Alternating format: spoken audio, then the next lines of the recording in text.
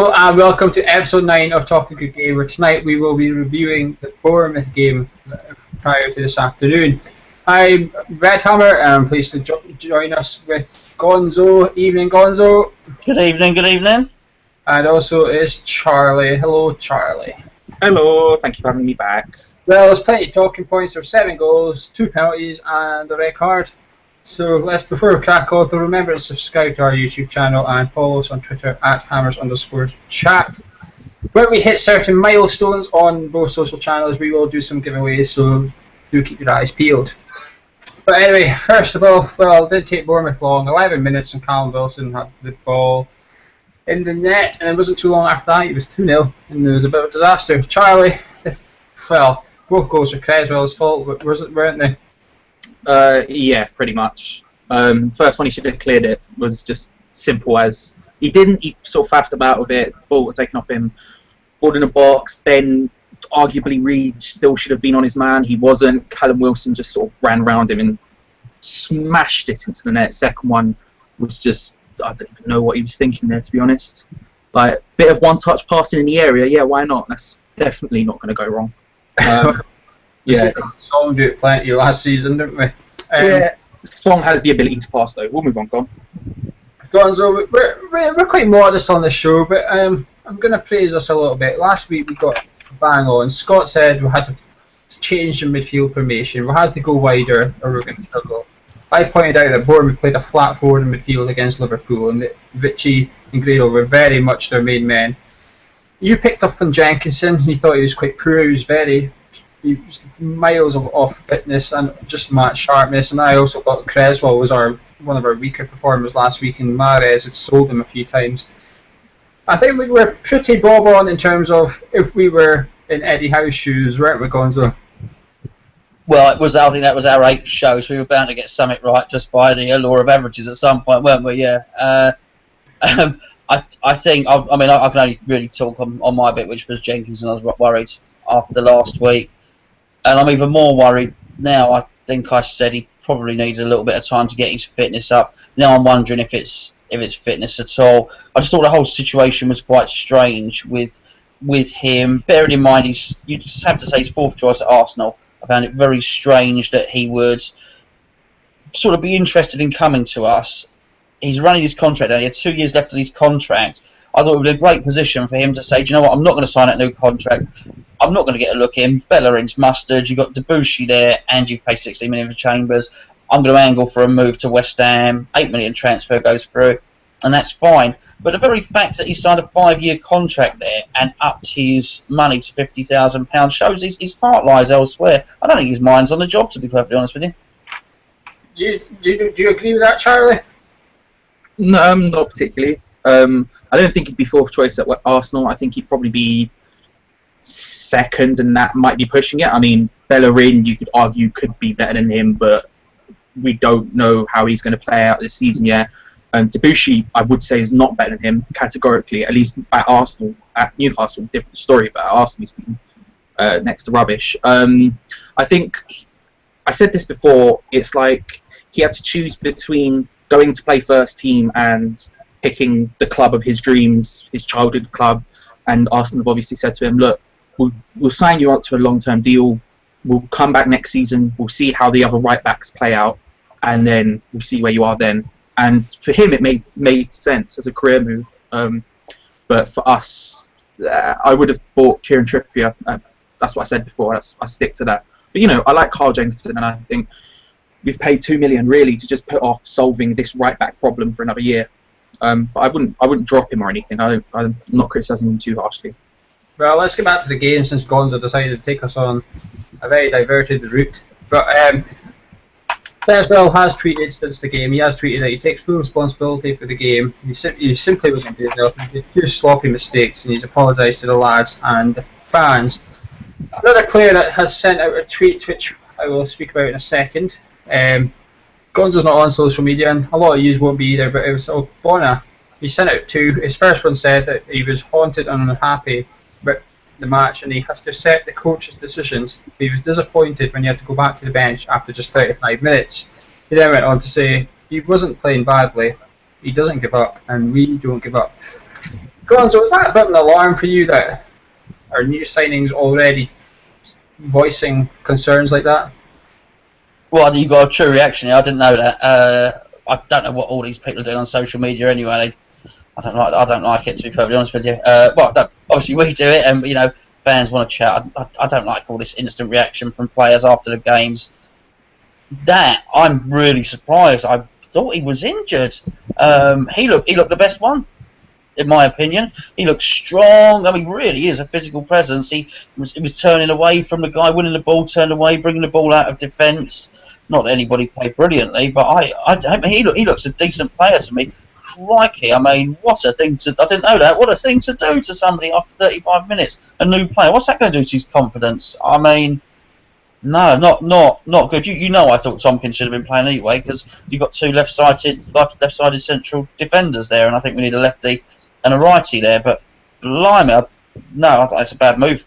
Bilic confirmed after the game he wasn't injured. Bilic said that he could have took any of the four off, and he took off Ogbonna because he had to change something. Why? I'm not sure either. I thought when I seen Tompkins warming up, I thought it was Jenkinson or Creswell that's the way to get hooked. Creswell had caused 2 goals. Jenkinson was... he was flappier than Randolph was pre-season, put it that way. Charlie, reading into that, are you concerned at all with... Well, did you agree with Bilic's decision, firstly, to take off Ogbonna, or were you a bit head-scratching as well? I agreed with him to take off someone. The defence was all over the shop, like about as all over the shop as I've seen them in a long time. Arguably, that's because we had Avalanche, but you get what I mean. Yeah, it was something. It was because I think it was because of what Gonzo picked up on like before and just then about having 2 left-sided centre backs playing at the same time. I don't know. I think Reed and Ogbonna is probably our best combination, to be perfectly honest. I thought he was going to come on for Jenkinson, like everyone else has said. But you know, you can't argue that it was. You can't argue that it didn't work, because after that we did look ever so slightly better defensively than we had done before, which isn't saying a lot because you know anyone could have been defensively better than we were before. But it did work at least for a while, and it was the sort of beginning of us getting back into the game again.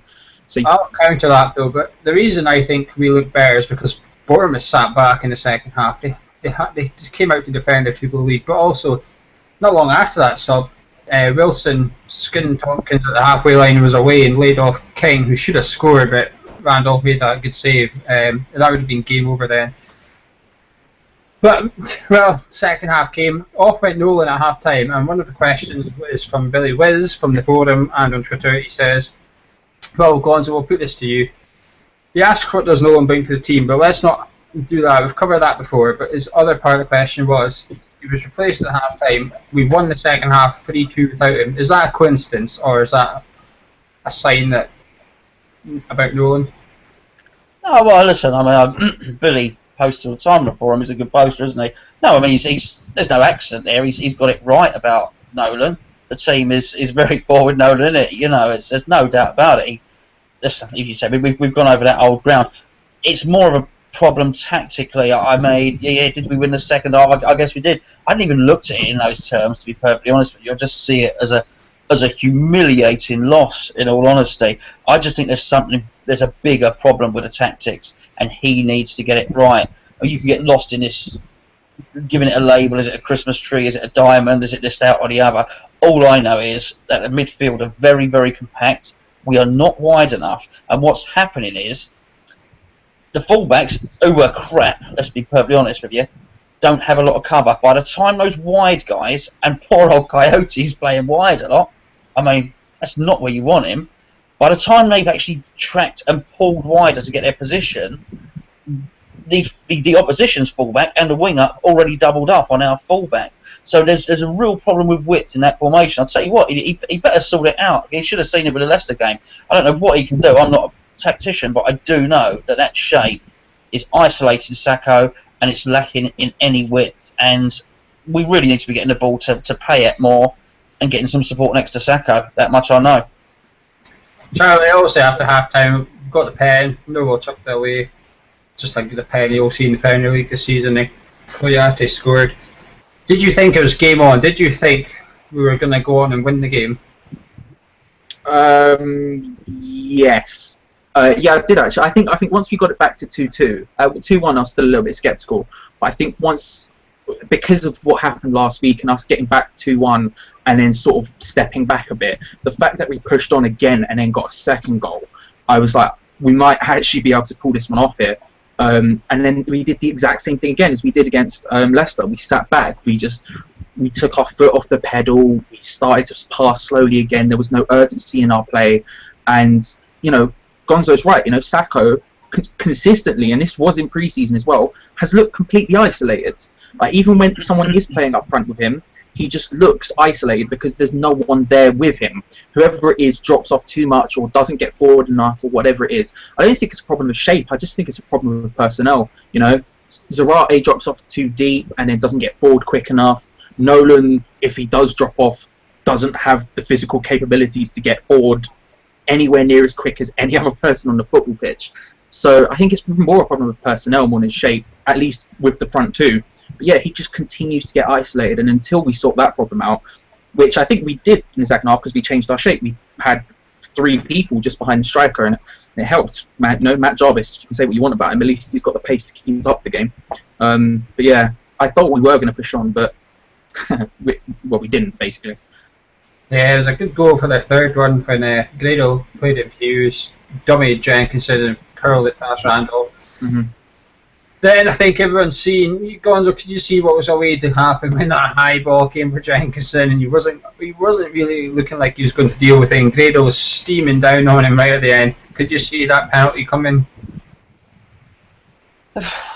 Well, you see a penalty coming in every game, or at least you see a red card coming in every game. But that's the discipline's shocking. But I mean, I don't think it's the worst problem. Yeah, I mean, I'm listen. I mean, that's the one thing I can say. You've got it. I've written it. You had it recorded from last week's show. Nothing that happened with Jenkinson has surprised me. And I'm not someone that's on Jenkinson's case for the sake of it. But he was brilliant last season. But whatever you want to say, he's not in form. He's unfit. He just really struggles to keep up with the pace of the game. And even you said it before the last game. You said Bournemouth were going to cause us problems down the wings, and it happened. I tell you what's disturbing.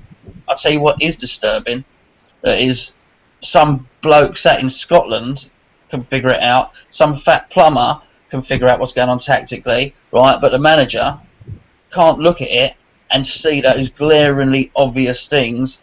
Like it's just wrong that you would be able to predict that they were going to come down the wings, yet the manager didn't seem to have a plan to counter it. You should not be more knowledgeable than a football manager, let's be perfectly honest with you. And you're probably not. I'm not giving you any credit. Well, you put it like that. We took it back to 4-3, Charlie. Quite a good goal, wasn't it? Were you surprised? Oh, mate, what a May guy. He grabs the ball, cuts inside, just dribbles past the man, and then just completely wrong foots the goalkeeper, slots it home. It was wonderful. It was the greatest thing I've ever seen in my life. It was a goal of the season. I don't care what anyone says. It was amazing. I don't really understand why he didn't. I mean, we were obviously trying Nolan up front as a sort of experiment thing, because all he can do is shoot at this point. But it didn't work. I don't know why we didn't start with him, to be perfectly honest. And I know a lot of people don't like him, and I don't particularly think he's very good, but I at least want to give him a chance. And I think, you know, he's at least a mobile footballer as opposed to Nolan. Yeah, no, it was a great goal. Surprising in my mind, anyway. I mean, I might be overhyping it a little bit. It wasn't really good goal. My only frustration with him was towards the end of the game after that, he was standing offside all the time. Every time the ball cleared, he was getting peeped for offside. For some reason, he was offside for clearances, but God knows. Well, Gonzo, man of match. I'll leave it out. There must be one or two players though you can say had a decent game. I know there's one or two that I can say I think played reasonably well. Well, yeah, but they probably played for Bournemouth, didn't they? Well, Randolph then. Let's praise the keeper here. Listen, seriously, Randolph, you said before, I mean, if you remember on last week's on the prediction show, you pointed out that beforehand he had conceded 16 goals in 2 games against Bournemouth, didn't you? 3 games, yeah. Yeah, well, now he's only conceded 20 goals against Bournemouth, so it's fantastic. No, listen, I know it wasn't his fault, blah, blah, blah, blah, blah, and he was better than I thought. But let's be honest with you, you can't ever say that a goalkeeper that's conceded 4 goals has played well. I don't think anybody played well today. I really don't. Sacco tried, and he huffed and he puffed. He had probably had very little service. I just wonder what Dimitri Payet is thinking at the moment. He must be thinking, what on earth have I joined here? I was ready to come on to him.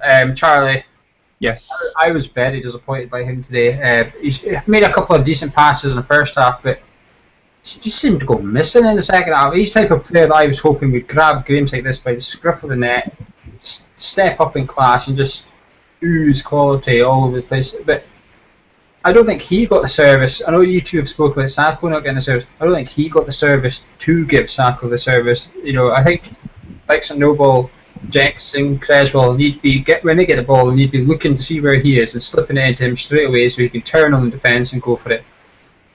I was disappointed by him today. Were you disappointed by him, or am I being unfair?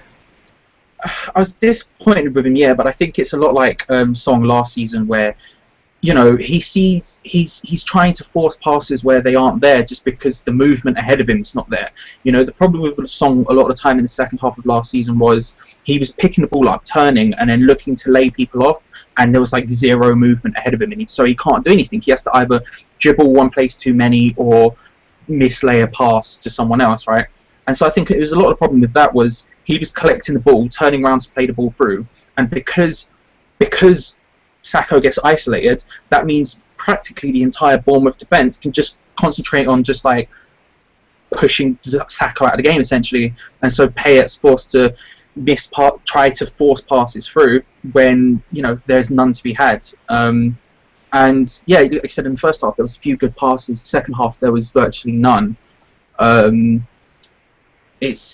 don't know, maybe, but it just felt like there wasn't enough ahead of him to actually pass to, if that makes sense. Yeah. Before we'll lastly touch on the tactics for the day, Roy kind of covered it. We'll touch on it briefly. We've got our new show coming out on Wednesday night where we'll be looking at the Liverpool game. We've got a debut person coming on who you might recognise on the social media from West Ham, not to give it away. And also we've got a Liverpool fan on who is quite well known on social media for his singing, so make sure you don't miss out. But anyway, moving on to what Bilic said after the game. Bilic said that he wanted to apologise to the fans because it was not acceptable, not only in terms of quality, but also talking about the basics, which was determination, closing people down and putting them under pressure, and Bournemouth won because of that. Gonzo, you're not concerned that Bilic there is saying that we're not getting the simple things right? That must be a massive concern, is it not? Yeah. Again, I'll be honest. As soon as that match finished, I switched. I haven't really been online very much. I didn't know what he said. Again, it's news to me. I don't want to hear it. I don't care what they say. I'm not interested in his apology. I just want him to get it right. Okay, he's not going to have the leeway that Allardyce had. He's probably on about a third of the money. Okay. He needs to get it right. What's the next few games? Liverpool, City, Newcastle, something like that. Yeah.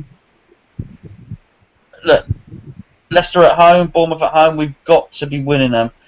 If what he's saying is, yes, it is a worry. If what he's saying is little things like effort, motivation are lacking, well, let's be honest. He's got his tactics wrong. So if his tactics are wrong, he can't motivate and he can't get the players making an effort. Then what on earth is he offering? Everyone keeps saying he's this charismatic guy and what a presence he is when he walks in the dressing room. Well, I mean, how much is happening? He needed to change things at half time. He did, and they certainly came out more motivated. But once that initial burst of motivation, once the sort of manager's speech had stopped ringing in the players' ears after 10 minutes, then you're sort of left with the tactics, and they failed again. So I find the whole lot disturbing. I don't really want to be trigger happy and making too many rash judgments. So I'm not saying Bilic out, but I'll tell you what, it's a massive worry. Yeah, I quite agree. Well, one thing I was going to say is he pointed out that the one thing we're lacking is closing down. I think his tactics are to blame for that myself, and as you covered with the midfield, if you like, it takes too long to get out to the side of the pitch and close down a fullback. Charlie, looking at Liverpool, we'll get Gonzo's thoughts on the Liverpool game on Wednesday night. What do you well, we're obviously going to see something completely different, but what are you hoping to see different for next week so that we try and get some points back on the board? I want to see us play a different. I don't want to see us start with the diamond formation. I said on the forum thread for the last episode, I said that I thought Zarate should start on the left of a 3 behind the striker because I could see that working essentially, and it would limit his impact on isolating Sacco completely. And I want to see that happen. Obviously, I don't know what's happening with Zarate's injury. I don't know how long he's going to be out for. But I want to see us start with a 4-2-3-1 no matter what happens, and just put, I don't know, Lanzini or Samuelson or someone. So start with Jarvis and then just Samuelson or someone else on the other side. I think we've got to just back up those fullbacks because Liverpool have just space everywhere along that sort of wing area. Jordan Eby or Ibe, or however you want to say it. Markovic, people like that, people who are rapid, and they are going to get out our fullbacks if we're not fully prepared for it, and just rip us to pieces like Bournemouth did in the first half of this one, and Leicester did in the first half. And these are two teams who everyone thought would be fighting for relegation at the end of the season. Liverpool are a team who are up there, way above where we are.